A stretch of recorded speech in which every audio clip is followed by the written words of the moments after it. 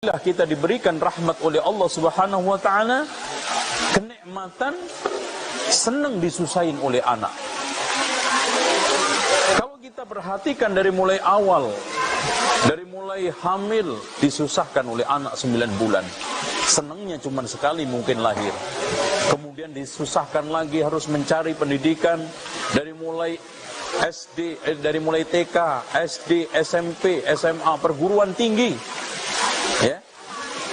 Ini semuanya bukan hanya sekedar masuk sekolah, harus memikirkan biayanya, harus memikirkan bagaimana anak ini nanti prestasinya, bahkan harus mondar-mandir ke tempat lembaga pendidikan, harus nengok, harus melihat, harus mengawasi, harus mengontrol, mencarikan tempat kos yang baik, mencarikan teman yang baik.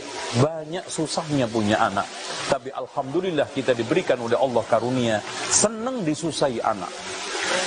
Dan orang tua tidak pernah segan-segan untuk mengorbankan apapun demi anak. Bahkan nyawa pun rela untuk dikorbankan demi anak. Mereka sampai berjibaku untuk mengais rezeki di tempat-tempat yang berbahaya dan sulit untuk kebahagiaan sang anak.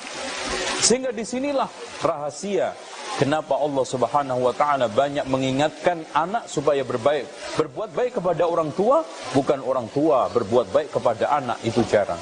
Kenapa? Karena kalau anak enak, orang tua jadi pembantu. Tapi kalau orang tua kaya, anak menjadi majikan. Bagaimana tidak pembantu? Perhatikan ketika saat melihat anak kaya raya, Masya Allah rumahnya besar, orang tuanya datang, bantui, mandikan cucunya, nyapu rumahnya, bahkan ngepel, bahkan nyuci perabot rumah tangga dan nyuci pakaian. Ini semua menunjukkan bahwa orang tua rela berkorban, dan bila orang tua enak, maka anak menjadi majikan. Dan bila anak kaya raya, maka orang tua menjadi pembantu. Waspadai, kedurhakaan anak diawali oleh keteledoran orang tua di dalam mendidik. Dan kedurhakaan anak akan melanjutkan kedurhakaan berikutnya. Inilah rahasia pernyataan ulama, kemaksiatan akan melahirkan kemaksiatan berikutnya. Bila sekarang kita mendurhakai orang tua, maka suatu ketika kita akan didurhakai oleh anak kita. Ada kisah yang sangat menarik.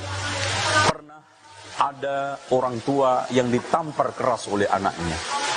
Kemudian ada seorang ulama yang melihatnya, lalu mendatanginya dan bertanya, "Kenapa wahai fulan, kamu diperlakukan anak kamu seperti itu diam saja?" Maka orang tersebut mengatakan, "Biarkan di tempat inilah persis dulu saya pernah menampar keras orang tua saya." Allahu Akbar. Dibayar kontan. Inilah yang dikatakan oleh Rasulullah SAW, "Ma min dambin asra'u khubata minad dunya, ma yaddakhiru fil akhirah minal baghi wa qati'atur rahim." Tidaklah ada suatu dosa yang balasannya lebih cepat dikuntani oleh Allah di dunia, masih ada simpenan nanti di akhirat, ketimbang melampaui batas dan durhaka kepada kedua orang tua, memutuskan silaturahmi dengan kedua orang tua. Demikian, mudah-mudahan bermanfaat.